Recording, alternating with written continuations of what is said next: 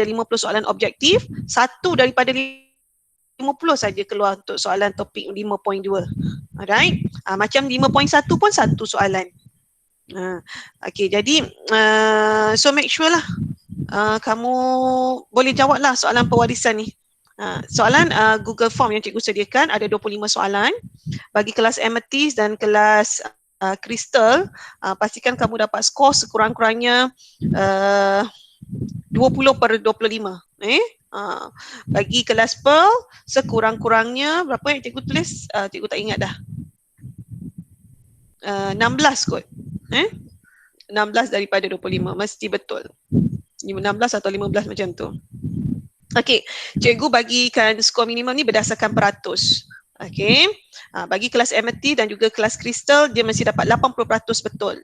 Bagi kelas Pearl, kurang-kurangnya dapat 60% betul. Tapi kalau kamu boleh buat yang terbaik, itu lagi bagus. Alright. Okey, lagi 1 minit. Okay, baiklah kita mulakanlah sekarang. Okay, Assalamualaikum dan selamat sejahtera.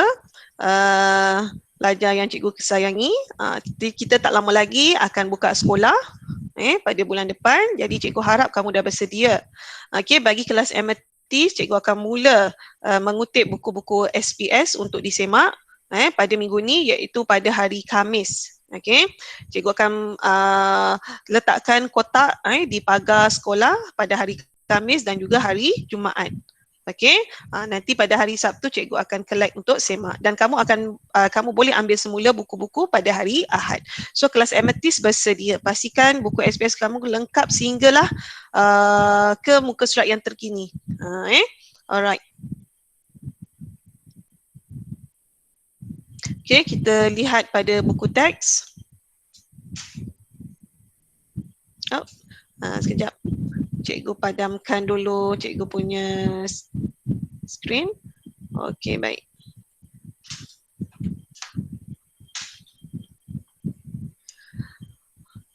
Alright.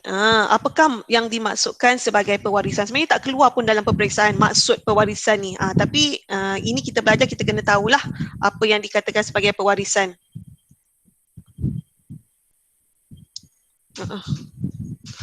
Okey. Maksud pewarisan ialah pemindahan. Alamak, salah tekan. Okey, pemindahan ciri daripada ibu bapa kepada anak-anaknya. Yang itu yang dikatakan sebagai pewarisan.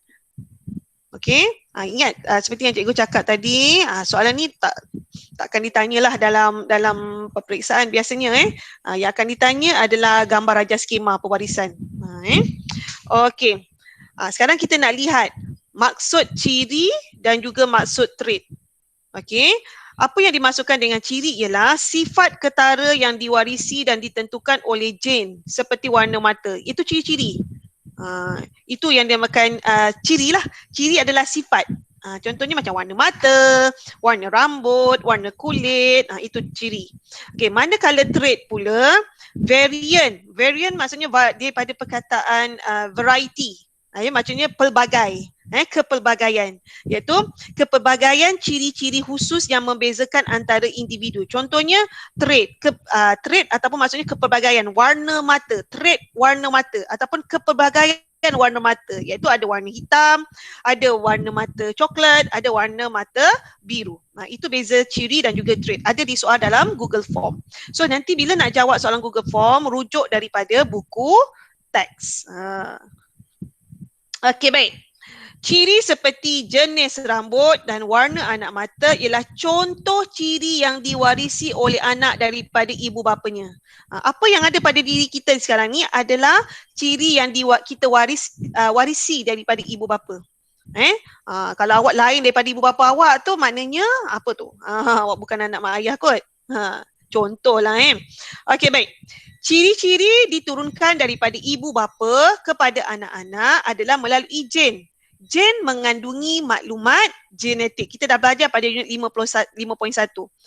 Gen ialah unit asas pewarisan yang terdapat pada kromosom.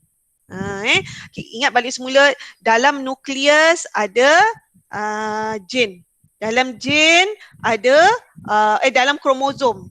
Dalam nukleus ada kromosom. Dalam kromosom ada gen. Dalam gen ada DNA. Alright. Okey, gen ni yang mengawal ciri tertentu dalam suatu organisma. Okey, sekarang kita nak lihat apa maksud alil.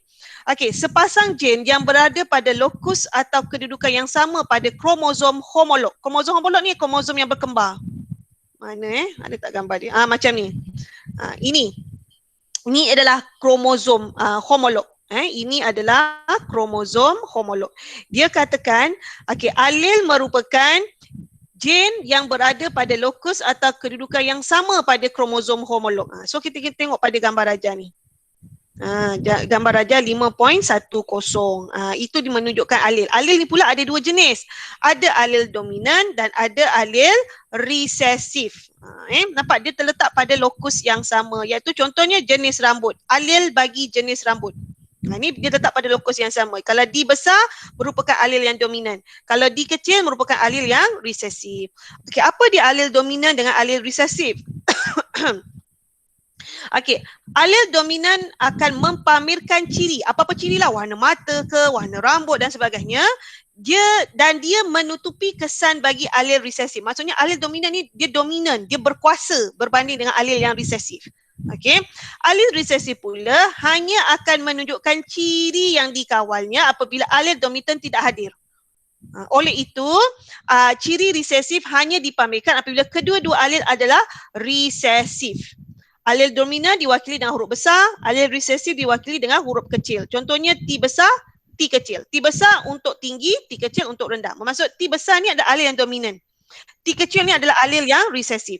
Dia hanya, alil dominan dia boleh menunjukkan cirinya apabila dia berpasangan dengan alil yang dominan ataupun alil yang resesif. Manakala alil akan menunjukkan cirinya apabila dia berpasangan dengan alil resesif saja. Sekiranya ada kehadiran alil dominan, dia tak dapat menunjukkan cirinya.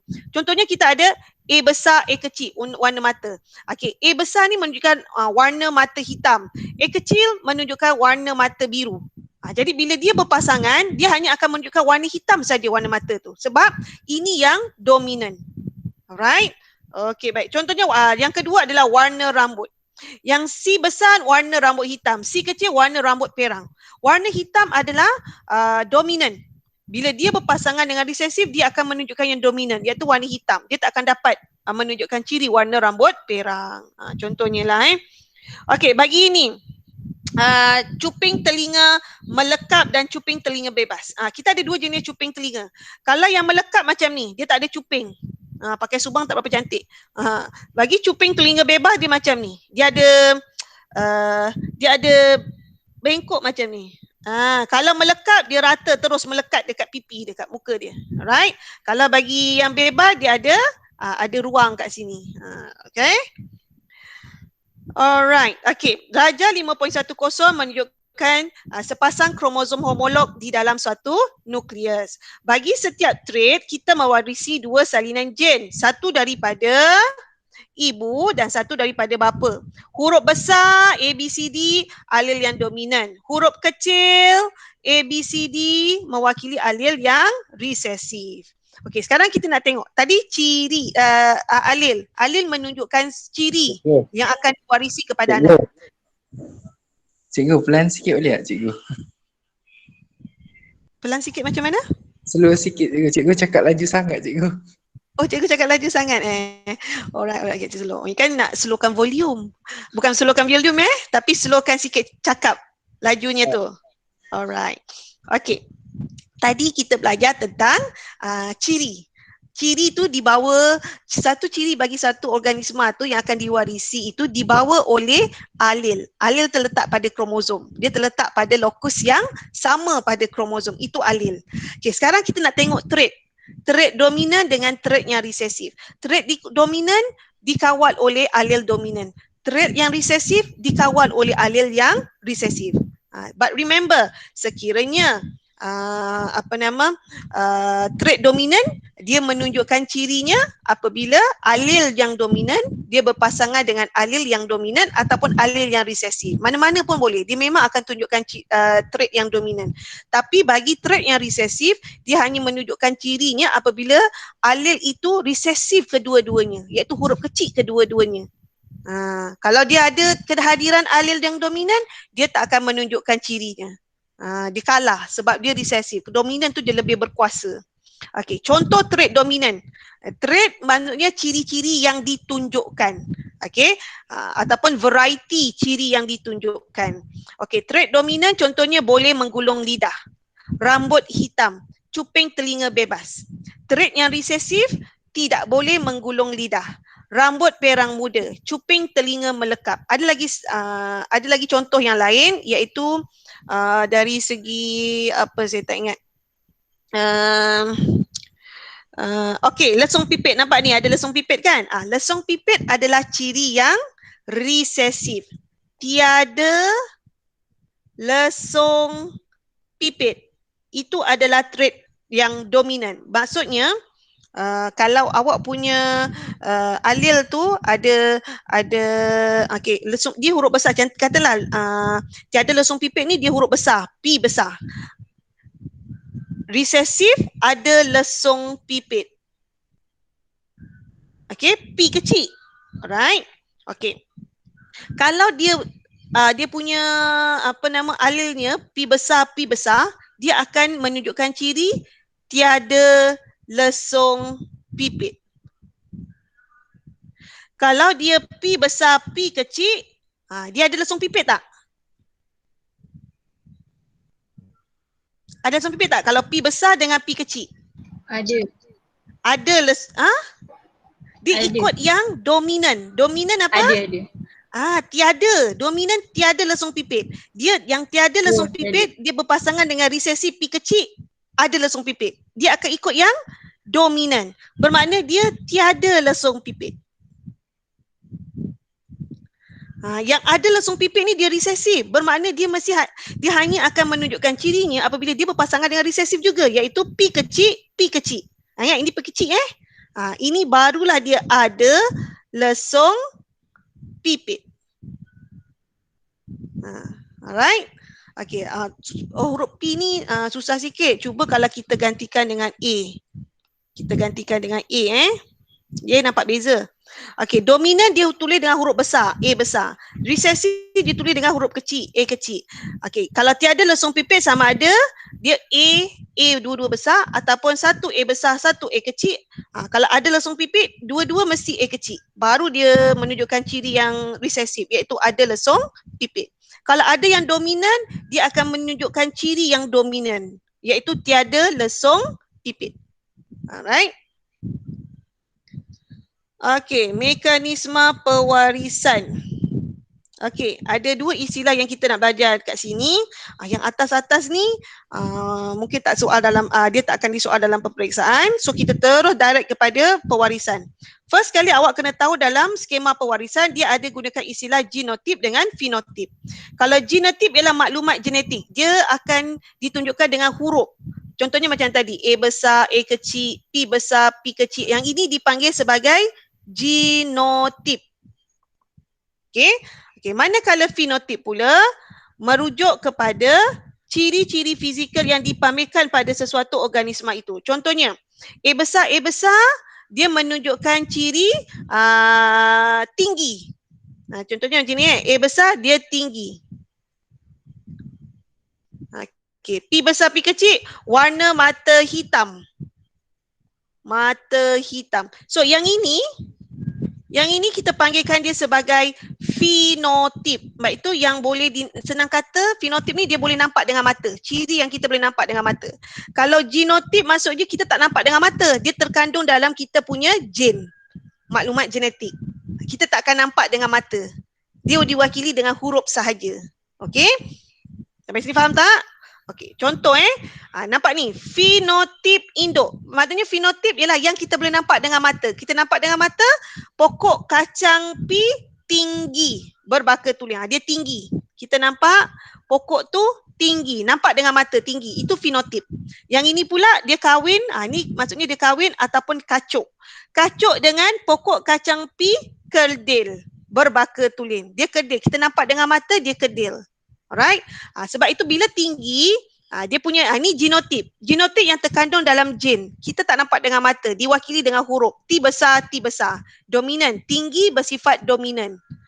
So, boleh juga sama ada dia T besar ataupun T besar, T kecil. Dua-dua adalah tinggi. Tapi kat sini induk, baka induk tulen, kalau tulen dia mesti sama. Dia homogeneous. Monohibrid. Dia monohibrid. Mono maknanya satu. Maksudnya satu jenis yang dua-dua huruf besar. Yang ini satu jenis T kecil, dua-dua T kecil. Itu maksud monohibrid. Kacukan monohibrid. Induk dia berbaka tulen. Yang ini dia sifat dia adalah kedil. Ingat kedil dia berpasangan dengan alel resesif sahaja. T kecil saja. Kalau satu T besar, satu T kecil, dia bukan kedil lagi dah. Ini dah bersifat tinggi. Yang ini bukan monohibrid. Ini bukan monohibrid sebab dia ada kacukan. Right? Okey, kemudian melalui proses meiosis, dia akan menghasilkan gamet. Ingat, proses kita dah belajar dalam unit 5.1, kepentingan proses meiosis ialah untuk menghasilkan gamet, iaitu sama ada sperma ataupun ovum. Tapi ini pokok tak ada sperma. Kita panggil gamet jantan dengan gamet betina. Kat sini dia tak tentukan mana satu jantan, mana satu betina. Dia sama je. Okey, baik. So, bila melalui proses meiosis, ingat anak yang dihasilkan mempunyai bilangan kromosom separuh daripada induk. Sekarang ni induk ni ada berapa? Berapa kromosom induk ni? Ada dua, betul tak? T besar, 2. Tapi kalau selepas melalui meiosis, dia mesti separuh. Bila separuh, sebab itu dia jadi T besar, dia jadikan separuh, maksudnya dia bagi 2 lah. Satu T besar, satu lagi pun T besar juga. Dia ambil daripada sini, bagi separuh. Kalau mitosis, kalau induknya T besar, anak dia juga T besar. Itu kalau meiosis. Kalau meiosis, dia separuh. Okey, so dapatlah T besar kat sini. Dia bagi 2. Okey, manakala yang kedil pun melalui proses meiosis, dia akan menghasilkan gamet yang mempunyai separuh bilangan kromosom daripada induk. Sebab tu jadi T kecil. Ambil daripada induk ni. Okey, kemudian berlakunya proses persenyawaan. Maksud proses persenyawaan ialah pencantuman gamet jantan dengan gamet betina. Dia tak boleh jantan dengan jantan atau betina dengan betina. Dia mesti jantan dengan betina. Katakanlah yang ini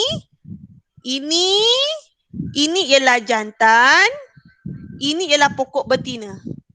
So, ini ialah gamet bagi jantan, ini gamet bagi jantan, ini ialah gamet bagi betina. Okey, so gamet jantan dia mesti bersenyawa ataupun bercantum dengan gamet betina. Dia tak boleh jantan dengan jantan. Yang ini katakanlah saya nak ambil pakai ni. Okey, ini dengan ini tak boleh kacuk. T besar tak boleh kacuk. Okey, dia mesti jantan dengan betina. Okey, sebab itulah dalam mekanisme pewarisan ni dekat sini ini cantum dengan yang ini.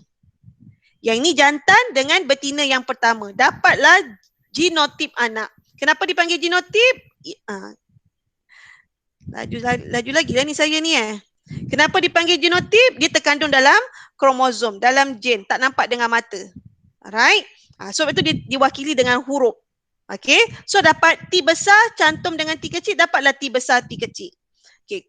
Kedua, gamet jantan yang pertama ini juga boleh bercantum atau bersenyawa dengan gamet betina yang kedua. Sebab dia ada 2 pilihan. Ni ada gamet pertama, ini gamet yang kedua. So gamet yang jantan yang pertama, dia boleh cantum dengan gamet betina yang pertama ataupun dia boleh bercantum dengan gamet betina yang kedua. Ini dinamakan sebagai kebarangkalian. So kalau gamet jantan yang pertama kahwin dengan gamet betina yang kedua, dia dapat anak T besar cantum dengan T kecil, dapatlah T besar, T kecil. Dah habis dah. Sekarang ni gamet jantan ini yang T besar ni dah tak boleh nak kacut dengan mana-mana lagi betina. gamit betina. Sebab kita ada dua je gamit betina, T kecil ni je. So kita beredar pada gamit jantan yang kedua, T besar juga. Okey, kahwin ataupun kacuk ataupun bersenyawa ataupun bercantum dengan gamit betina yang pertama.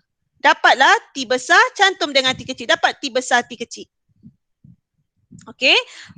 Dan gamit jantan yang kedua ni juga boleh bercantum dengan gamit betina yang kedua. Dapatlah anak T besar T kecil.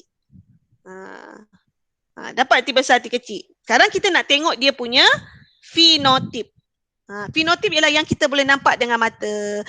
Jadi kalau T besar T kecil, T besar adalah dominan. Dia menunjukkan ciri yang tinggi. So sekarang ni dia T besar dengan T kecil, bermakna dia ikut yang dominan jadi tinggi. T besar T kecil ikut yang dominan, T besar dia tinggi. T besar T kecil ikut yang dominan, tinggi fenotipnya. T besar T kecil ikut yang ciri yang dominan, tinggi. Alright, inilah dia rajah skema kacukan monohibrid. Okey, kita tengok pada buku SPS ada tak soalan ni. Supaya boleh nampak sebab buku teks dah jelas. Okey. Okey, ini ada pun. Okey, tengok buku SPS muka surat 45. Dah sedia dah pelajar? Dah sedia dah? Muka surat 45. Okey. Okey, kita tengok yang pertama fenotip induk. Fenotip yang kita boleh nampak dengan mata, iaitu tinggi. Kerdil, nampak dengan mata.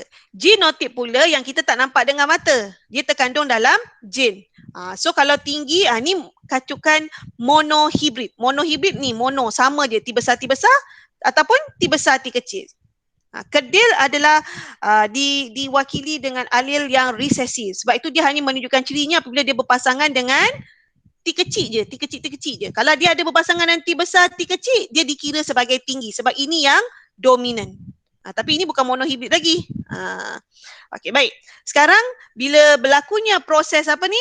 Proses meiosis, bilangan kromosomnya dia jadi separuh daripada induk. Induk ada dua. Ini dua. Bila jadi separuh dia tinggal satu. So pecahkanlah ni. Ini satu pergi ke sebelah sini T besar. Ini satu pergi sebelah sini jadi T besar juga. Sama juga dengan yang kedil ni. T kecil, T kecil. Dia bahagi dua. Faham tak sampai sini belajar? Faham tak?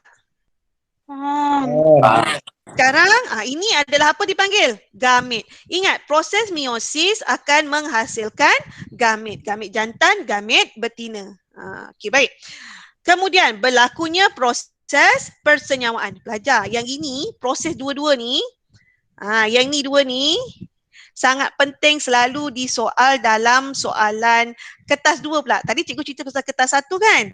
Dia keluar dalam kertas 2. Dia tanya, namakan proses yang berlaku di X. Namakan proses yang berlaku di Y. Jadi awak kena tahu proses di mana dia menghasilkan gamit adalah proses meiosis. X ialah meiosis. Manakala Y berlakunya proses pencantuman gamit iaitu proses persenyawaan. So remember, dua proses ni sangat penting selalu disoal dalam soalan kertas 2 iaitu soalan struktur. So awak kena ingat. Okey, sekarang dia ada hasilkan gamit. Berlakunya proses persenyawaan. Persenyawaan ialah percantuman gamit. Gamit jantan dengan gamit betina. Tak boleh jantan-jantan, tak boleh betina-betina. Okey. So ini katakanlah yang ini ialah gamit jantan. Sebelah sini ialah gamit jantan, sebelah kiri gamit jantan, sebelah kanan ialah gamit betina. So gamit jantan yang pertama, dia boleh bersenyawa dengan gamit betina yang pertama. So dapat anak apa? Genotip anak. Ni genotip anak. Dapat apa? T besar, T besar. T kecil. Dapat anak apa? Tinggi. Itu fenotip. Tinggi, kerdil, fenotip. Sebab kita boleh nampak dengan mata. Sekarang cikgu nak tanya genotip. Cepat belajar. Genotip. Genotip diwakili dengan huruf T. T besar, T kecil. Sekarang ni T besar bercantum dengan T kecil. So dapat apa? T besar, T kecil. Faham tak? Faham tak belajar? Faham. Okey. Kita ada dua gamit kan? Kita ada dua gamit jantan, ada dua gamit betina kan? So, gamit yang jantan yang pertama juga dia boleh bersenyawa dengan gamit betina yang kedua. Dia adalah kebarangkalian. So, ini bercantum dengan ini. So T besar dengan T kecil juga. So, dapat anak apa? Genotip anak apa? T besar, T Besar kecil. Ya, T besar, T kecil. Dah habis. Gamit jantan yang pertama dah habis, dah bersenyawa dengan kebarangkalian ada dua gamit betina kat sini. So dah tak ada gamit betina lagi. So dah tak boleh berlakunya proses persenyawaan. Okay, sekarang kita pergi pada gamit jantan yang kedua. Gamit jantan yang kedua boleh bersenyawa atau bercantum dengan gamit betina yang pertama. Ini adalah kebarangkalian So dapat anak apa? T besar, T kecil. T besar, T kecil. Kemudian gamit jantan yang kedua juga boleh juga bersenyawa dengan gamit betina yang kedua. So dapat anak apa? T besar, T kecil. T besar, T kecil. Itu adalah genotip. Huruf-huruf, ingat genotip dia diwakili dengan huruf-huruf. Ini huruf-huruf. Ini adalah genotip. Genotip. Sekarang kita nak pergi pada fenotip anak. Fenotip diwakili dengan ciri yang kita boleh nampak dengan mata. Sekarang awak tengok. T besar, T kecil. Dia nak ikut ciri yang dominan. Mana satu yang dominan?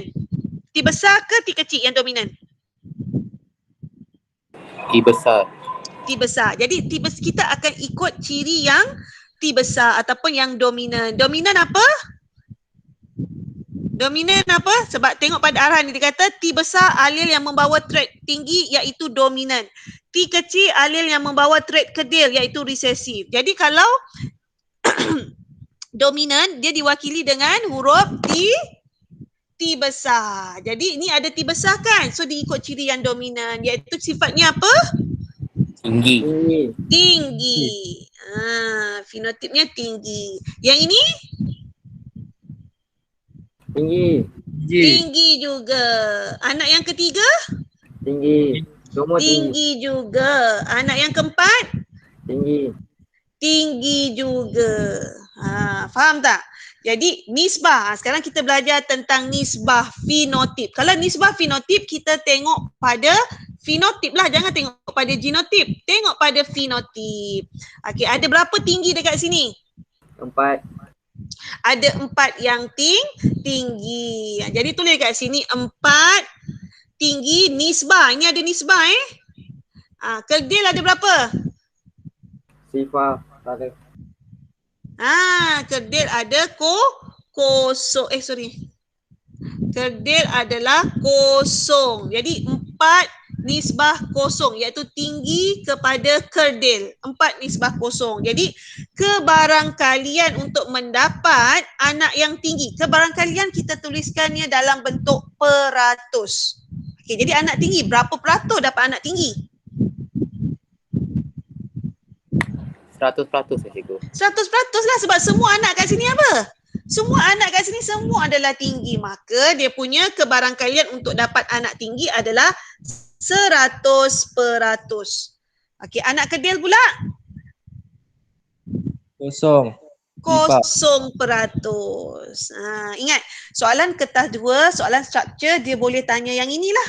Dia tanya peratus, dia tanya kebarangkalian, iaitu kebarangkalian awak kena jawab dalam bentuk peratus. Dia tanya nisbah, dia tanya proses ni iaitu persenyawaan, proses meiosis. Kemudian dia boleh tanya yang ni, yang ada dalam bulatan-bulatan ni. Ataupun dia tanya juga fenotip anak ni. Ataupun kadang-kadang dia tanya juga genotip bagi induk. Ataupun dia boleh tanya juga fenotip bagi induk. Itu yang boleh disoal dalam kertas 2. Okey. Kita pergi pada buku teks dulu. Ada tak diterangkan dengan yang ni?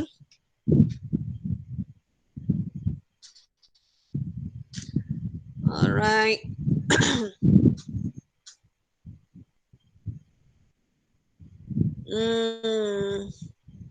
Okey. Tak payah, kita terus pada buku SPS je. Kita terus pada buku SPS sahaja sebab lagi mudah awak faham berdasarkan latihan. Okey, sekarang kita tengok pula ni. Kacukan yang macam ni pula. Yang ini tinggi. tinggi tapi dia T besar, T kecil. Induk dia, genotip induk dia, ni fenotip induk. Ingat fenotip yang kita boleh nampak dengan mata, iaitu ciri tinggi. Okey, kemudian genotip induk dia, T besar, T kecil. Yang ni pun sama, T besar, T kecil. Kemudian induk ni melakukan proses meiosis. Ingat proses meiosis ni penting. Proses meiosis akan menghasilkan gamet. So ini yang awak kena isi gamet. Jadi gamet apakah yang dihasilkan oleh induk yang pertama? Katakanlah sebelah kiri jantan, sebelah kanan betina. So apa gamet jantan dia? Siapa nak jawab? T besar, T kecil. Sebelah sini tulis separuh kan? Satu tulis kat sebelah sini, T besar, separuh lagi tulis sebelah sini, T kecil. Faham? Okey, untuk betina pula. T besar, T kecil juga. Apa dia punya gamet? T besar, T kecil juga. T besar dan T kecil. Tengok pada ni tengok pada dia punya genotip induk. Alright. Sekarang kita gamet-gamet ini melakukan proses persenyawaan. Ingat proses ini penting ditanya dalam peperiksaan. Persenyawaan. Persenyawaan ialah proses percantuman gamet. Gamet-gamet bercantum. Ingat jantan dengan betina tak boleh, jantan-jantan, betina.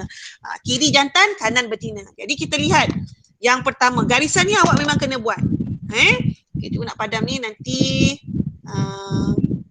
confuse dengan garisan. Okey, yang pertama, gamet jantan yang pertama boleh bercantum dengan gamet betina yang pertama. So dapat anak, genotip anak ni apa? T besar. Cikgu ada terdengar tinggi tu. Ingat, tinggi yang kita nampak dengan mata itu ialah fenotip. Kalau genotip kita tak nampak dengan mata, diwakili dengan huruf. So dapat T besar. Dua-dua T besar, betul tak? Okey. Gamet jantan yang pertama juga boleh bersenyawa dengan gamet betina yang kedua. Sebab gamet ni ada dua. Gamet betina ada dua. Satu yang kedua. Ini gamet jantan yang pertama, ini gamet jantan yang kedua. Yang pertama dia boleh bersenyawa dengan dua pilihan dekat sini. So kita kena buat dua-dua. Tak boleh buat satu je. Sebab dia ada dua gamet. Okey, so dapat anak apa kat sini? T besar, T kecil. Okey, tadi ni T besar, ini T besar, T kecil. Okey, baik. Dah habis dah. Gamet betina ada dua saja. So gamet jantan tu tak boleh nak bersenyawa dengan mana-mana lagi dah gamet betina sebab dia ada dua je. Sekarang kita pindah kepada gamet jantan yang kedua. Gamet jantan yang kedua boleh bersenyawa dengan gamet betina yang pertama. So dapat anak apa? Dapat anak apa? T besar, T kecil. Okey, gamet jantan yang kedua juga boleh bercantum dengan gamet betina yang kedua. Dapat anak T kecil. T kecil. Okey. Pelajar, kalau awak tak macam susah sebab ada pelajar dia susah nak buat ni. Garisan-garisan ni dia confuse. Garisan-garisan ni faham tak? Ada pelajar yang confuse. Sebenarnya boleh awak buat guna dengan segi 4 panit. Nama dia segi 4 panit. Dia macam ni. Okey, yang atas ni kita buat yang jantan. Okey, yang tepi ni kita buat yang betina. Okey, yang jantan ada T besar, T kecil. Ini jantan. Ingat yang ini ialah jantan, T besar, T kecil. Kahwin dengan betina, betina kita buat tulis warna biru. T kecil, T besar, T kecil. Ini ialah betina. Yang ini ialah betina. Kemudian awak kacukkan, kahwinkan dia. So ini dengan ini. So dapat apa? T besar, T besar. Kemudian ini dengan ini dapat T besar, T kecil. Ini dengan yang ini, T besar, T kecil. Ini sebab dia pergi ke sini kan. So ini dengan yang ini, T kecil, T kecil. So dia akan dapat apa? Ada satu T besar, T besar. Ada dua T besar, T kecil. Dan yang ketiga ada satu T kecil, T kecil. Betul tak? T besar, T besar ada satu. T kecil, T besar dengan T kecil ada dua. T kecil ada satu. Sebab ada seorang dia tak gerti nak buat garisan-garisan ni. So dia boleh buat segi 4 panit. Namanya segi empat panit. Sekolah tak ajar, dalam biologi dia ada belajar. Okay, so sekarang kita nak tengok fenotip, kita nak tengok fenotip anak. Fenotip ialah yang kita boleh nampak dengan mata. So kalau T besar ikut yang ni. T besar, apakah fenotipnya? Tinggi. Tinggi. So tulis kat sini tinggi. T besar, T kecil. Tinggi. Tinggi. Tinggi. T besar, T kecil. Tinggi. Tinggi juga. Okey, T kecil. Kerdil. Kerdil. Kalau awak tak tahu, awak boleh tengok pada arahannya dah sama. Ingat arahan dia, petunjuk dia T besar ialah dominan. Tinggi. Ini tinggi. T kecil ialah kerdil, resesif. So kita dah tahu dia punya ni. Kita nak cari pula nisbah fenotip. Macam mana cari nisbah fenotip? Nisbah fenotip kita tengok yang ini. Fenotip kita tengok ni. Tinggi, kerdil. So ada berapa yang tinggi? 3. Okey, 1, 2, 3. Ada 3 anak yang tinggi. Ada berapa yang kerdil? 1. Yang kerdil ada 1 saja. So berapa nisbah dia? Nisbah fenotip anak tinggi kepada anak yang kerdil? 3 nisbah 1. So ini jawapan dia. Alright. Okay, kebarangkalian. Macam mana nak kira kebarangkalian untuk mendapat anak tinggi? Anak tinggi mana? 3 kan? Macam mana nak kira peratus? Awak buat macam mana? 3. Semua anak ada berapa? 75%. Saya tanya, semua anak ada berapa? Sebab ada pelajar tak gerti nak kira ni. 3. Semua anak ada berapa? 4. Jadi yang tinggi ada berapa? 3. 3. So 3 per dengan 4 darab dengan 100%. Sebab ada pelajar tak kerti nak kira. So 100 bagi dengan 4 dapat berapa kat sini? 100 bagi 4 dapat berapa? 25.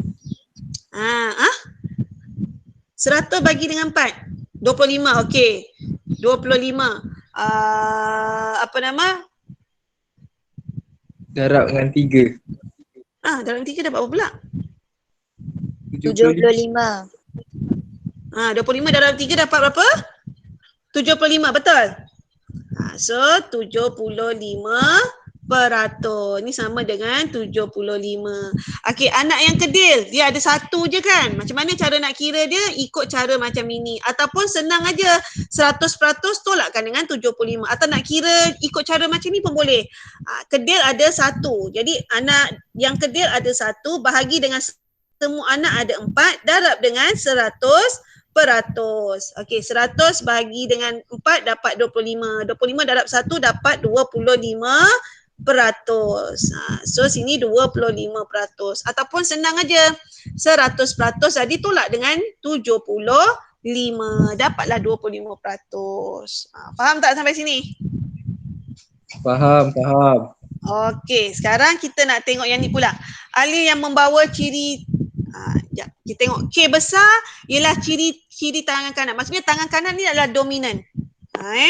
T kecil, K kecil pula membawa ciri kidal, iaitu dia adalah resesif.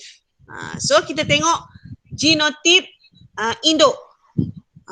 Lelaki dengan perempuan ni digunakan manusia lah, tangan kanan dengan tangan kiri. Okey, lelaki dia punya genotip ni adalah K besar K kecil, perempuan dia adalah K kecil K kecil. Cikgu nak tanya, yang lelaki ni apakah fenotip dia? Apa fenotip bagi lelaki ni? Tangan kanan. Ya, tangan kanan. Ingat fenotip yang kita boleh nampak dengan mata. Kita nampak orang tu tulis dengan tangan kanan. Okey, yang perempuan ni pula apa fenotip dia? K kecil, K kecil. Jadi apa fenotip dia? Tangan kiri. Okey, kidal. Ataupun tangan kiri, kidal. Okey, ini adalah fenotip. Okey, sekarang dia melalui proses meiosis, dia akan menghasilkan gamet. So apa gamet dia? Sini nak tulis apa? Nak tulis apa kat situ? K K besar, besar. sini K kecil. Yang ini K kecil, K kecil. Bahagi dua dia. Ingat ni ada bahagi dua saja. Senang. Okey, kemudian berlakunya proses persenyawaan ataupun pencantuman gamet. Okey, yang ini yang pertama dengan gamet betina, perempuan. So kat sini kita bolehlah pakai sperma dengan ovum sebab ini adalah manusia. So ini adalah sperma, sebelah sini adalah ovum iaitu gamet. Okey, so sperma sperma tak boleh cantum dengan sperma, tak dapatlah anak. Dia sperma mesti cantum dengan ovum baru dapat anak. So dapatlah kat sini K besar dengan K kecil. Okey, sperma ni juga boleh bersenyawa atau bercantum dengan ovum yang kedua sebab dia ada dua ovum kan. So dapatlah anak K besar, K kecil. Okey, kemudian gamet sperma yang kedua pula boleh bersenyawa dengan ovum yang pertama. Dapatlah anak K berapa ni? K besar ke K kecil? Jadi hati-hati kena tulis ni kena tulis betul-betul. K kecil. Nampaklah kecil yang ni pun K kecil, K kecil. Nanti kan awak confuse. K kecil, K kecil. Okey, so ini dapat K kecil, K kecil. Okey, baik. Sperma yang kedua boleh bersenyawa dengan ovum yang kedua. So dapat anak K kecil, K kecil. Awak kena tunjukkan beza K besar dengan K kecil. Yang K besar ada sini je. Satu dengan yang kat sini dua. K besar.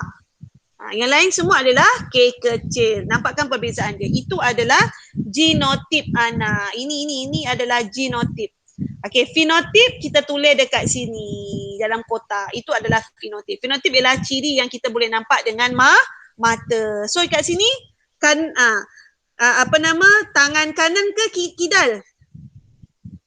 Anak yang pertama. Ni anak pertama, anak kedua, anak ketiga, anak keempat. So anak yang pertama. Kanan. Kanan. Kiri tangan kanan. Dia gunakan normal. Tadi dia gunakan normal dengan kidal. So awak tuliskan kat situ. Kanan ni normal ke kidal? Ni tak normal. Normal So kanan adalah normal. So tulis kat sini normal. Okay. So anak yang kedua? Normal. Anak yang kedua? Normal. Cikgu minum air sikit. Okay. Anak yang ketiga? Kidal. Kidal. Anak yang keempat? Kidal juga. Kidal juga. Jadi berapakah nisbah fenotip? Ingat, nisbah fenotip. So, berapa normal? Okey, 2 normal. Berapa kidal? 2 kidal. Jadi nisbah dia 2 nisbah 2 ataupun dalam peperiksaan kadang-kadang dia boleh dimudahkan. Awak belajar matematik kan? 2 nisbah 2 boleh dimudahkan, dia akan jadi 1 nisbah 1. Jadi kadang-kadang jawapan dia tak bagi yang 2 nisbah 2. Dia tak bagi 2 nisbah 2, dia bagi 1 nisbah 1. Jadi 2-2 tu adalah betul. Mana-mana satulah pilihan jawapan yang ada. Okey, cikgu nak tanya. Dia punya nisbah genotip. Siapa pandai buat nisbah genotip? Tadi kita buat nisbah fenotip kan? Nisbah fenotip. Cikgu nak nisbah genotip. Macam mana nak buat nisbah genotip? Macam mana nak buat nisbah genotip? Buat table cikgu. Okey, kita tengok dekat anak dia ada K besar, K kecil. Betul? Kemudian ada apa lagi?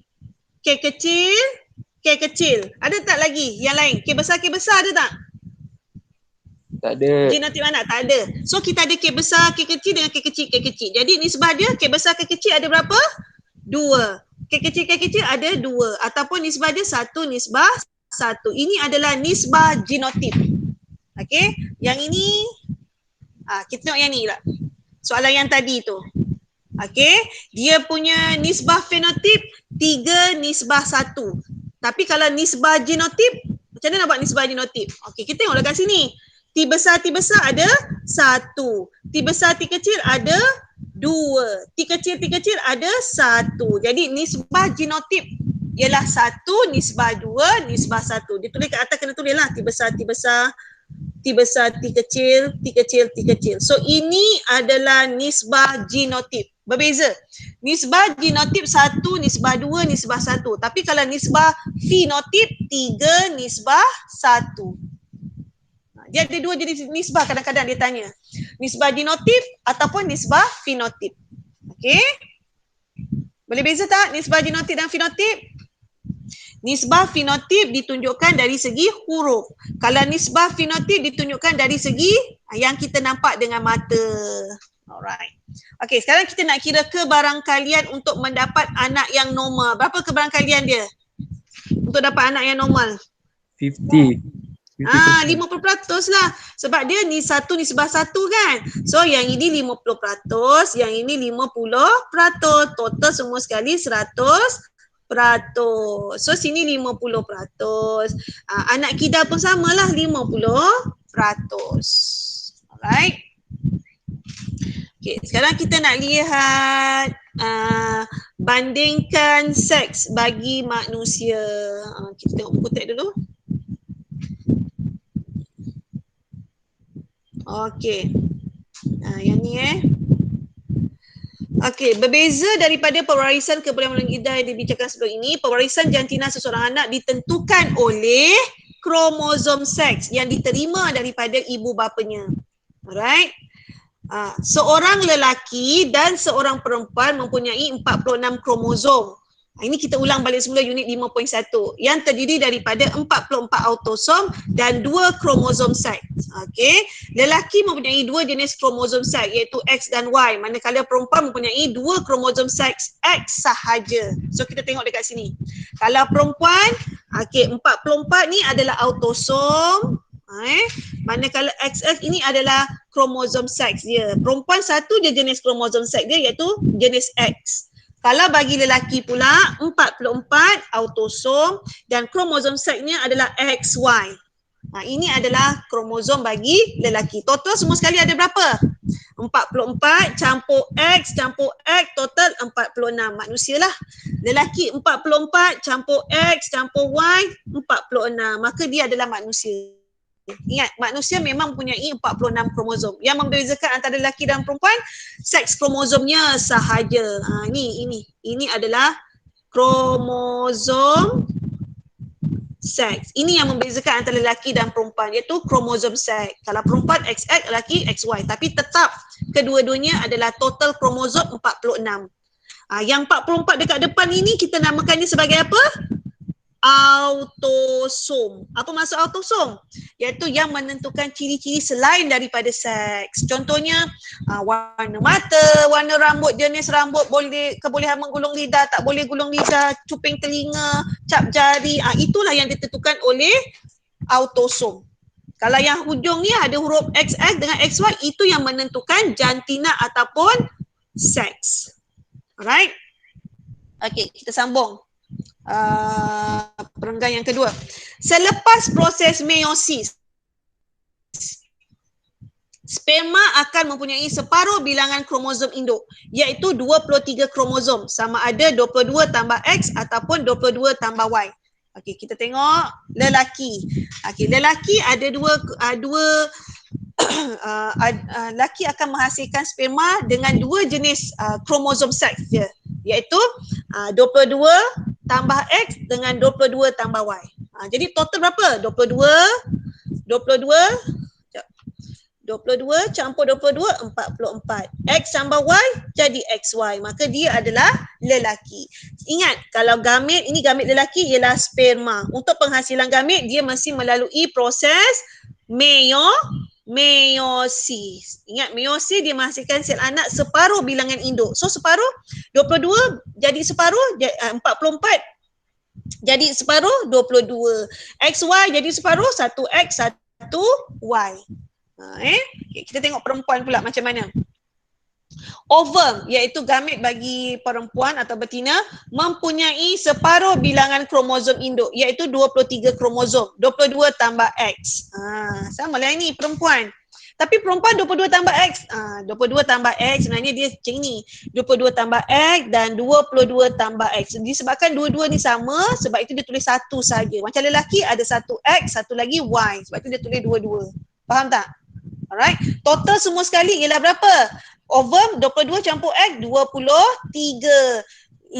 Lelaki 22 campur X ataupun 22 campur Y pun dapat 23. Berlakunya proses pencantuman. Ni sperma bercantum dengan ovum. Ni bercantum 23 campur 23 dapat 46. Dapatlah anak tu manusia sama macam mak bapak dia. Faham tak? Faham tak kat sini? Manusia memang 46 kromosom sahaja. Kalau organisma lain bilangan kromosom dia tak sama. Tapi pelik pula kalau katakanlah berlakunya persenyawaan antara manusia dengan haiwan. Bayangkan apakah anak yang dihasilkan nanti. Kalau manusia gamit dia mesti 23, katakanlah 23. Katakanlah berlakunya na'udzubillah, berlakunya persenyawaan dengan haiwan. Katakanlah haiwan tu dia punya gamitnya adalah 32. Gamit dia 32. Maknanya dia punya kromosom adalah 64. Betul tak? So 32. Dapat anak kromosomnya 55. 55 tu apa? Adakah dia manusia? Bukan. Dah jadi alien mana tak? Sebab itulah tak boleh berlakunya persenyawaan antara manusia dan juga haiwan. Dia akan menghasilkan satu makhluk yang aneh, iaitu yang bukan lagi manusia dan bukan lagi haiwan tu juga. Dia dah mix. So tak boleh lah. Alright. Okay, kemudian dikata macam ni. Jantina anak bergantung pada jenis sperma yang mensenyawakan ovum. Jika sperma 22 tambah X mensenyawakan ovum 22 tambah X, jantina anak yang terbentuk adalah perempuan, iaitu 44 tambah XX.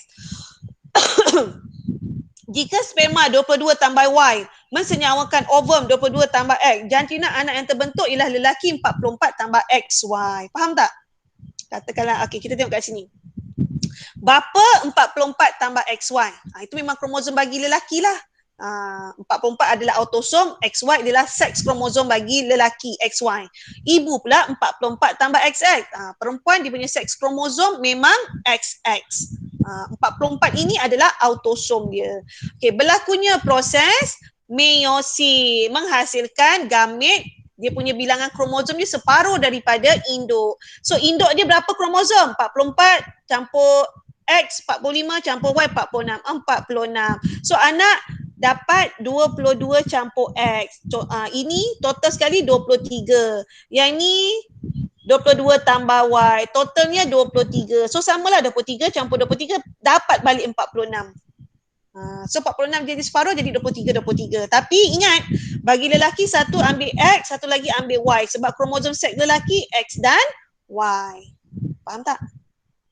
Laju sangat ni. Tak. Tapi setakat ni boleh follow kan? Manakala perempuan hasilkan gamit iaitu ovum 22 tambah X, 22 tambah X. Sebab apa? 22X. Kenapa 22X? Kita tengoklah seks kromosom bagi perempuan. 22 adalah X. Ambil separuh, sini ambil separuh, sini ambil separuh. Tak boleh lah kat sini 21 tambah XX. Dekat sini 23. Tak boleh. Tak boleh macam itu. Dia mesti ambil separuh-separuh. Autosom ambil separuh, kromosom seks pun dia ambil separuh. Untuk setiap gamit. Right? Sama juga ini 22 campur X 23. 22 campur X 23. Campur 23 campur 3 dapat balik ibu tu 46 kromosom. Okey. Sekarang berlakunya persenyawaan. Okey, sperma mesti bercantum dengan ovum, tak boleh sperma dengan sperma. Ini dengan ini tak boleh bercantum. Okey? Tak dapat anak. Dia mesti ada sperma dengan ovum baru dapat anak. Okey. Sperma yang pertama boleh bersenyawa dengan ovum yang pertama. Dapatlah 22 campur 22 dapat 44. X campur dengan X dapatlah XX. So kat sini dia punya ini ialah Genotip, inilah genotip dalam kromosom. Yang ini jantina anak, ini merupakan fenotip yang kita boleh nampak dengan mata. Iaitu apa fenotipnya? Ini anak perempuan. Okey, baik. Sperma juga yang pertama boleh juga bersenyawa dengan ovum yang kedua. Dapatlah anak, 22 campur 22 dapat 44. X campur X dapatlah XX. Jadi fenotip anak ni adalah perempuan juga. Ingat perempuan dia XX. Total semua sekali 44 campur XX 46 manusia lah. 44 campur 2 46 manusia. Begitulah juga yang ini. Okey, sperma yang kedua bersenyawa dengan ovum yang pertama dapat 44 tambah XY. Sperma yang kedua pun boleh bersenyawa dengan ovum yang kedua dapatlah 44 tambah XY. Ingat kalau ada XY dia adalah lelaki. Jadi dekat sini kebarangkalian untuk mendapatkan anak lelaki atau anak perempuan pada setiap kehamilan adalah sama iaitu 50%. Tapi peratur dia sama betul tak? Bermakna kalau dapat anak lelaki, kalau anak perempuan 2, anak lelaki pun 2. Betul tak? Sebab dia kata kebarangkalian 50%, betul tak? Tapi kenapa? Okey, saya nak tanya. Dinesh, adik-beradik awak berapa orang? Saya cikgu. Dinesh, berapa orang adik-beradik awak? 4. Berapa lelaki, berapa perempuan? 2 lelaki, 2 perempuan. Tu dah sama dah tu. Yang lain-lain. Iqmal, Ya, berapa saya orang adik-beradik? 4. Iqmal 4 juga. Berapa lelaki, berapa perempuan? 3 lelaki, 1 perempuan. Okey. Kenapa Dinesh dia boleh dapat adik-beradik dia 2 lelaki, 2 perempuan, tapi Iqmal 3 lelaki, 1 perempuan. Betul? Betul Iqmal? 3 lelaki, 1 perempuan. Betul. Kenapa Iqmal tak dapat 50% lelaki, 50% perempuan? Iaitu 2 lelaki, 2 perempuan. Kenapa dia dapat 3 lelaki, 1 perempuan? Maknanya tak adalah 50%. Betul tak? Kenapa dia berlaku? Setiap kali persenyawaan tu, nisbah untuk dapat anak lelaki dengan perempuan tu 2:2. So maksudnya setiap kali persenyawaan berlaku, kemungkinan besar untuk mendapatkan lelaki 50%, kemungkinan besar untuk mendapatkan anak perempuan pun 50%. Betul. Tapi kenapa awak tak dapat 50%? Sebab apa? Kenapa awak ada 3 lelaki? Maksudnya anak lelaki 75%, betul tak? Anak perempuan 25%, betul? Tak jadi 50%, 50%, betul tak? Tapi kenapa berlaku? Kenapa Dinesh boleh 50%? Awak tak boleh 50%, 50%? Sebenarnya dia bergantung kepada kromosom yang dibawa oleh sperma yang bersenyawa dengan telur tu, yang bersenyawa dengan ovum mak awak tu. Dia bergantung kepada kromosom tu. Okey, cikgu nak cerita dekat sini. Perempuan akan menghasilkan ovum dalam satu kitar. Dalam satu kitar head dia ada satu telur saja, satu ovum saja dihasilkan. Miracle boleh berlaku, dia boleh menghasilkan lebih daripada 1, 2. Itu je maksimumnya perempuan. Tetapi lelaki boleh menghasilkan berjuta-juta sperm dalam satu masa. Dan berjuta-juta sperm tu dia ada pelbagai kromosom. Kan ingat lelaki kan dia ada kromosom, 2 jenis kromosom kan? Cikgu padam kat sini Lelaki ada 2 jenis kromosom seks, iaitu satu X, satu lagi Y. Betul tak? Kalau perempuan tak boleh berubah. Perempuan memang ada X saja, 22 tambah X saja, tak akan berubah. Itu je. Okey, dalam berjuta-juta tu kita tengok yang mana satukah sperma yang berjaya mensenyawakan ovum yang satu je yang ibu awak hasilkan.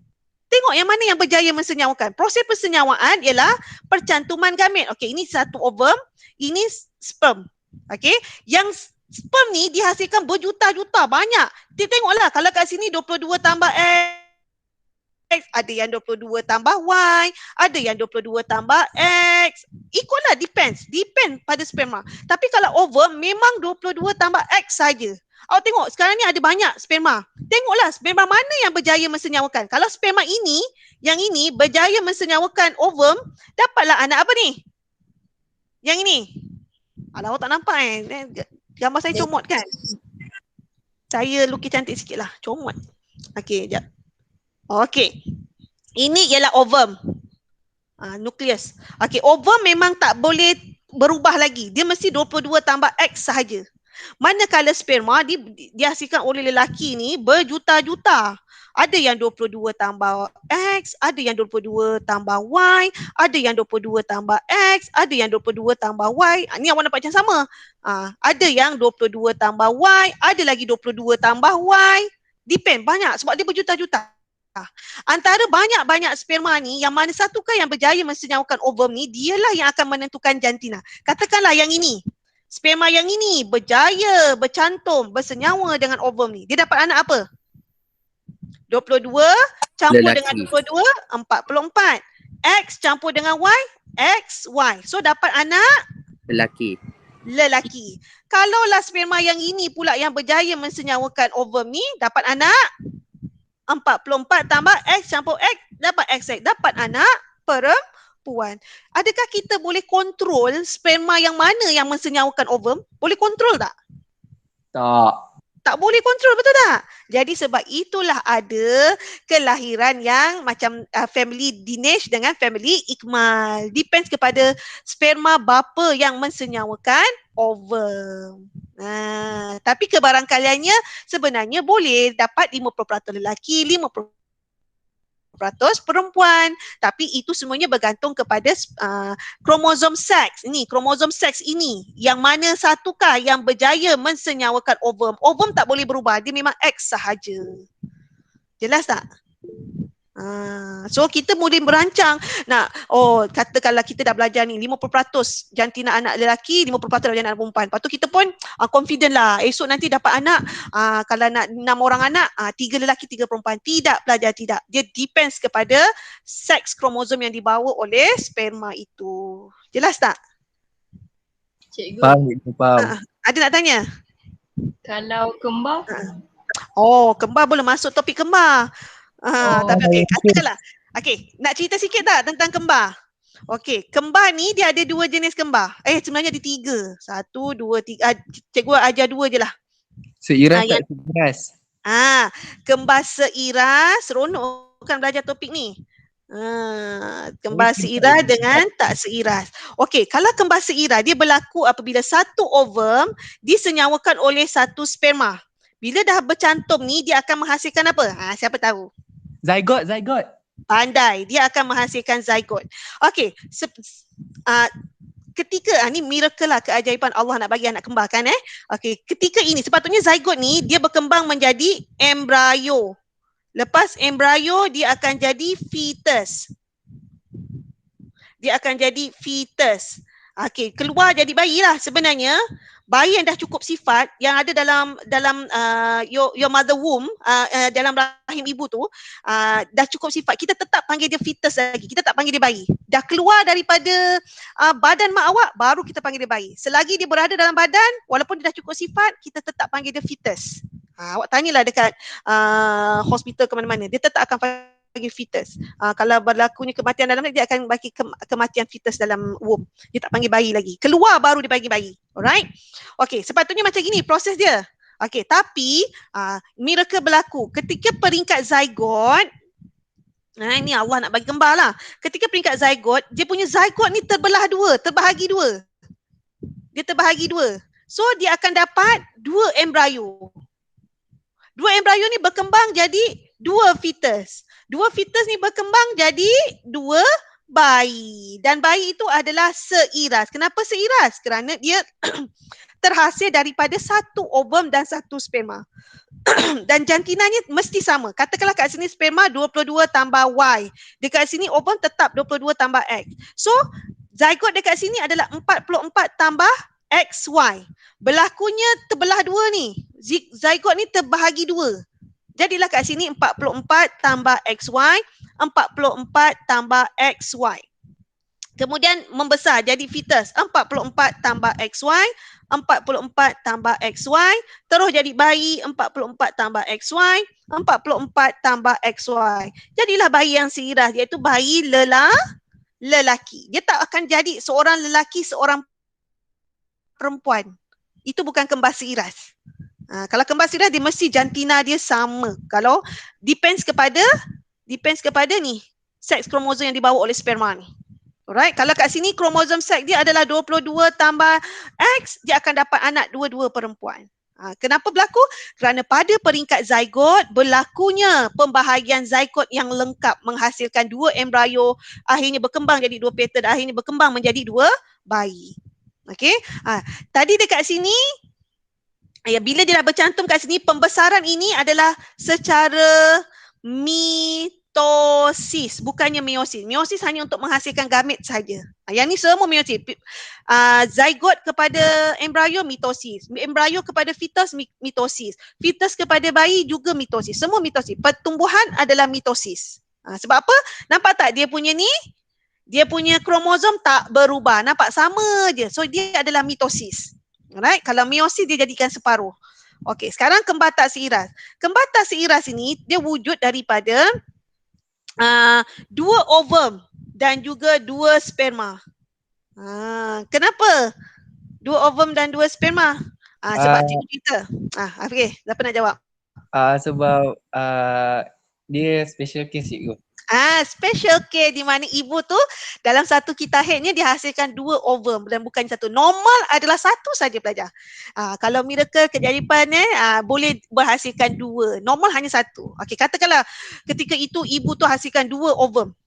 Takkanlah sperma yang berjuta-juta ni dia hanya nak katakanlah takkan dia nak mensenyawakan satu ovum saja. Dia ada 2 ovum, buat apa nak membazir? Jadi sperma yang berjuta-juta tu tetap akan berebut-rebut untuk mensenyawakan kedua-dua ovum. So ada 2 sperma, 2 ovum. Takkan nak membazir satu. Cikgu tak boleh tutup kat sini.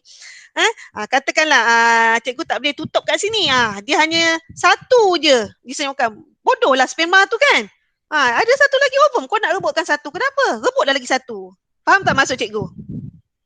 Faham. Faham Okey, so ada 2 ovum, 2 sperma. Katakanlah yang ini 22, sperma ni 22 tambah X. Yang sperma ini pula 22 tambah X jugalah katakanlah. Ovum tetap sama, 22 tambah X, 22 tambah X. So nanti dia akan dapat anak apa ni? 44 tambah XX. Yang ni 44 tambah ni X kan? XX. Jadilah kembar itu kembar yang perempuan, tapi dia tak seiras. Dia tak samalah. Mungkin ada bezalah sikit muka dia. Tapi kalau yang kembar seiras memang exactly sama. Tak ada beza. Tapi mungkinlah seorang ada tak lalat tu sebab berlakunya adalah benda-benda lain yang berlaku. Seorang ada tak lalat, seorang tak ada tak lalat. Itu tapi muka dia tak sama, warna mata sama, warna rambut sama, jenis rambut sama, tinggi dia sama. Tapi dia punya berat boleh jadi berbeza sebab apa? Bergantung kepada cara pemakanan. Kalau mana tahu kembar A suka makan banyak, dia jadi gemuk lah. Kembar B tak suka makan banyak, dia kurus. Itu depends. Tapi exactly yang lain semuanya sama. Okey, baik. Dan ini pula, katakanlah satu sperma 22 tambah X, satu lagi sperma 22 tambah Y. Yang ini dapatlah 44 tambah XY. So, satu lelaki, ini perempuan. Yang ini lelaki, satu lelaki satu perempuan yang tidak seiras. So kembar yang tak seiras ni dia boleh jadi sama jantina, dia boleh juga jadi berbeza jantina, bergantung kepada sperma bapa. Jelas tak? Jelas cikgu. Dapatlah anak 2. Macam yang ini kembar seiras pula, dia satu sperma satu ovum tapi pada peringkat zygot dia terbahagi 2. Itu yang jadi 2 kembar seiras. Ada lagi satu kembar. Siapa tahu kembar apa? Tak tahu cikgu, tak tahu. Kembar siam. Kembar siam macam mana pula? Tahu tak kembar siam macam mana? Tak tahu. Kembar siam ni dia bercantum badan dia. Pernah tengok tak? Sekejap cikgu. Kembar siam. Pernah. Sekejap cikgu cari.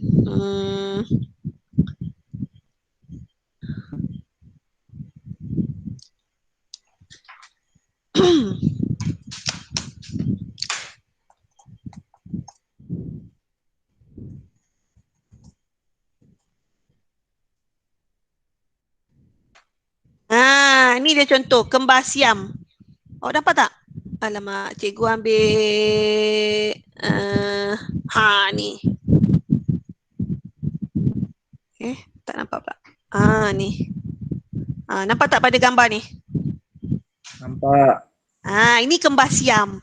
Nampak tak dia bercantum kan? Dia bercantum kan? Kembar siam ini adalah sebenarnya daripada kembar seiras ke kembar tak seiras? Seiras. Dia daripada kembar yang seiras. Sekejap cikgu padam ni. Cikgu nak alihkan ni. Apa benda banyak sangat? Dah lah, susah. Dia daripada kembar seiras. Kenapa dia daripada boleh pun alihkan. Sebab apa? Dalam kembar seiras sepatutnya zygote ni dia mesti completely divided. Dia mesti terbahagi dua dengan lengkap. Tapi bagi kembar siam ni, ketika peringkat zygote ni nak membahagi, dia nak jadi kembar siam ni, tapi dia tak dapat terbahagi secara lengkap. Jadi dua ni. Dia tak dapat bahagi dia ada bahagian dia bercantum. Itu yang jadinya ikutlah, depends kat mana dia nak bercantum, kat kepala ke, dekat bahu ke, dekat kaki ke. Kalau kat Malaysia, kembar siam dia bercantum dekat bahagian pinggang ke bawah. Maksudnya kaki dia ada dua je. Bermakna nanti, tapi kembar tu dah berjaya dipisahkan. Kembar siam ni boleh dipisahkan, tapi dia punya tu complicated sikit lah. Kalau macam bercantum dekat otak ni susah lah. Susah nak bagi. Macam mana nak bagikan organ otak tu kepada dua. Tapi kalau dia bercantum pada organ yang kita boleh pisahkan. Contohnya macam dekat Malaysia, kembar Ahmad Muhammad, tahun bila sih aku tak ingat tu, berjaya dipisahkan. Dia bercantum dekat pinggang ke bawah. Organ dalaman yang dia share adalah buah pinggang. Buah pinggang dia ada dua saja. Kita normal memang buah pinggang ada dua. Okey, tapi kita boleh hidup dengan hanya boleh menggunakan satu buah pinggang, dia boleh hidup. Sebab itu kita boleh derma buah pinggang. Jadi Ahmad Muhammad ni seorang ambil satu buah pinggang. Tak silap saya lah, dia tak share buah pinggang, dia share buah pinggang. Seorang ambil satu. Seorang ambil satu lah. Jadi diorang ni bila dah pisahkan, sebelah kakinya adalah kaki palsu. Dia terpaksa guna kaki palsu sebab kakinya ada dua. Bayangkan badan, tangan cukup. Ada 4. Seorang ambil dua-dua lah. Sebab dia bercantum dekat pinggang ke bawah. Bermakna Ahmad dapat satu kaki, Muhammad dapat satu kaki. Dia orang kena pakai kaki palsu. Sekarang dah besar dah lepas sekolah dah pun. Ahmad Muhammad tu. Maksudnya dah lama lah, 20 tahun yang lalu lah dekat Malaysia. Ada satu kembar daripada Turki, bercantum macam inilah dekat bahagian kepala. Dia membuat pembedahan pemisahan tu dekat Singapura. Tahun bila cikgu tak ingat. Dan pembedahan ni tidak berjaya. Kedua-duanya meninggal dunia. Dia kembar perempuan, kembar siam perempuan. Mungkinlah katakanlah mereka kan takkan nak sepanjang umur mereka nak hidup bersama, mereka mungkin akan berkahwin. Mana boleh kahwin seorang lelaki dengan kembar siam tu yang bercantum tu, tak boleh. Lagipun dia adik-beradik, sebab kita kalau dalam Islam tak boleh berkahwin dengan adik-beradik serentak. Tak boleh. Jadi maka mungkinlah mereka dah besar, mungkin mereka ada nak kahwin ke, atau mak bapak pun memikirkan bahawa mereka kena pisahkan. Kalau tidak mereka tak akan boleh berkahwin. Mungkin yang tu kita saya rasa mungkin Islam lah kot. So dia cuba untuk pisahkan, tapi akhirnya meninggal dunia. Dia bercantum pada bahagian kepala. Tapi kepalanya ada dua. Kepala ada dua. Takkan kepala satu. Kepalanya ada dua. Dia nak pisahkan tu bahagian atas tu. Tak berjaya dan meninggal dunia. Okey, faham tak? Lagi satu cikgu nak tanya. Kenapa ini cikgu kita ni kembar ni dua je, betul tak? Tapi awak pernah tak tengok ada orang kembar 8, kembar 10? Pernah? Itu macam mana pula? Takkan perempuan hasilkan 10 ovum? Boleh fikir tak kenapa adanya kembar 10, 8 tu? Itu berlaku itu berlaku disebabkan oleh rawatan IVF. Rawatan IVF. Apa saya dah lupa. Fertilization, apa ni IVF. Cikgu lupa lah apa IVF ni, iaitu rawatan kesuburan, di mana pasangan ini dia susah dapat anak. Jadi dia buat rawatan di mana ibu ni dia keluarkan ovum dia kumpulkan ovum. Sebab perempuan hasilkan 1 atau 2 ovum dalam satu masa kan. So dia kumpulkan ovum, dia simpan. Dia keluarkan ovum, dia simpan. Okey, dan lelaki senang je, sekali je dia boleh hasilkan berjuta-juta, betul tak? berjuta-juta sperma. Tapi kalau perempuan ni satu je. So dia keluar satu, dikumpul, simpan. Kemudian dia masukkan dalam tabung uji. Okey, ambil sperma ni, ambil ovum ni, dia letak dalam tabung sini. So ada banyaklah ovum. Kenapa kita perlukan banyak ovum? Kerana mungkin sebab dia susah nak dapat anak, orang pasangan ni susah dapat anak. Mungkin satu saja yang bersenyawa tiba-tiba mati. Dah membazir sebab rawatan IVF ni dia ambil dia menggunakan duit pembiayaan yang tinggi. Mungkin dalam 20,000 tak silap cikgu lah. 20,000 ke berapa ribu ke, tinggi, mahal. Okay. So bila dah kalau dia gunakan satu saja ovum, dah membazir lah kalau dia tak menjadi anak. Benda tu orang tu tak dapat mati, meninggal, katakanlah meninggal. Zygote, sampai peringkat zygote dia meninggal, mati. Tak dapat berkembang jadi embrio, fita dan seterusnya. Sebab itu dia gunakan banyak embrio. Kemudian sperma ni ada berjuta-juta, senang je. So senyawakan dekat dalam tabung uji. So senyawa sampailah dia jadi, lepas persenyawaan dia jadi apa? Jadi zygote. Zygote ni dia simpan lagi, dia jaga, dia dia bagi nutrien yang cukup sehinggalah berkembang jadi embrio. Dah sampai peringkat embrio, maksudnya dah kuat, barulah dia masukkan ke semuanya dalam badan ibu balik. Katakanlah semua ni embrio ni ada berapa ni? 1, 2, 3, 4, 5, 6, 7. Ada 7 embrio, 7 pula menjadi bayi, menjadi fetus, jadi bayi. Maka lahirlah 7 orang bayi yang kembar. Dan adakah dia seiras? Tidak. Sebab apa tak seiras? Kerana sperma dan ovum yang berbeza. Bukan sperma dan ovum yang sama. Faham tak? Cikgu. Kalau yang in vitro fertilization ni. Yes, betul. In vitro fertilization. Cikgu lupa namanya. In vitro fertilization. Okey. Apa dia soalannya? Kalau yang kalau guna kaedah ini boleh kontrol tak jantina dia? Depends. Kita tengok sebab kromosom ni kita boleh check melalui dia punya DNA. Sebab DNA kan kita ada kita macam contohnya berlakunya kejenayah ke apa kan, kita boleh check dia punya DNA kan. So bolehlah.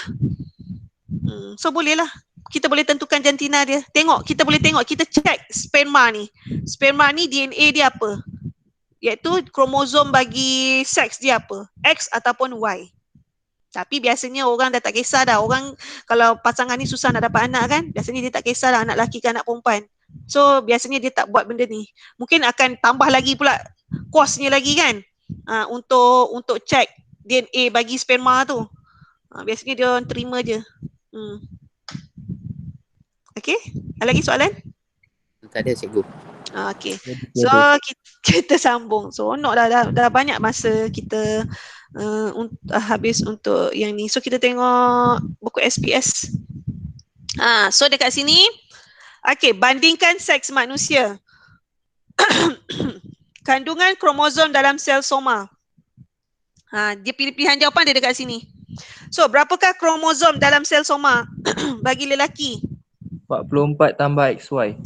Bagus, 44 tambah XY. Bagi perempuan? 44 tambah XX. Okey, 44 tambah XX. Sekarang ni kita nak gamit. Okey, kalau lelaki apa gamit dia? Sperma. Kalau perempuan gamitnya?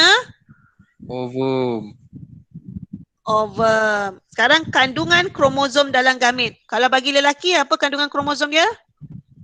22 tambah Y. Dan 22 tambah X. Kalau kromosom bagi ni ovum? 22 tambah X. 22 tambah X sahaja. Okey. Okey, yang ni pula penentuan jantina. So dekat sini nak tulis apa? Gamit bulatan yang pertama nak tulis apa? 22 tambah X. Okey, yang kedua? 22 tambah Y. Okey, yang ketiga? 22 tambah X. Keempat? 22 tambah X. Okey, kemudian berlakunya proses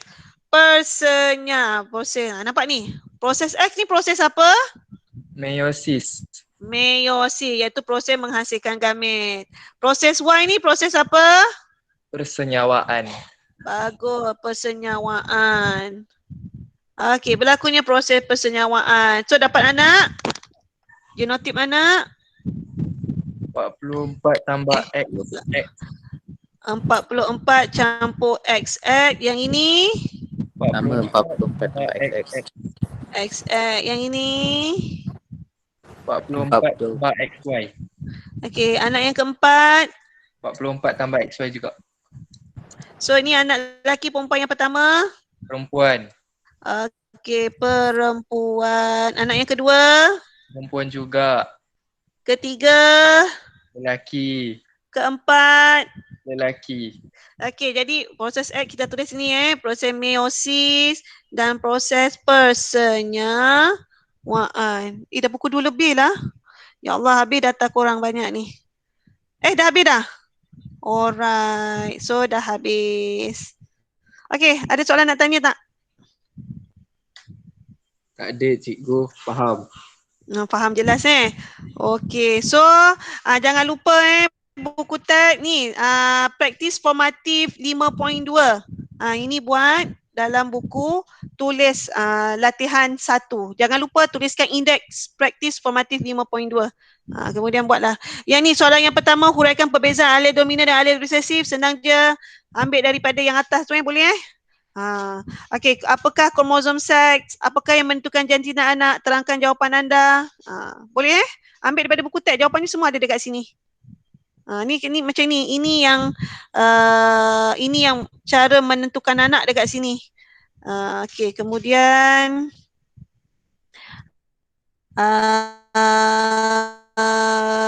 apakah kromosom seks? Apakah kromosom seks? Apakah kromosom seks? Tulis ni lah. Kromosom seks lelaki XY, kromosom seks perempuan X.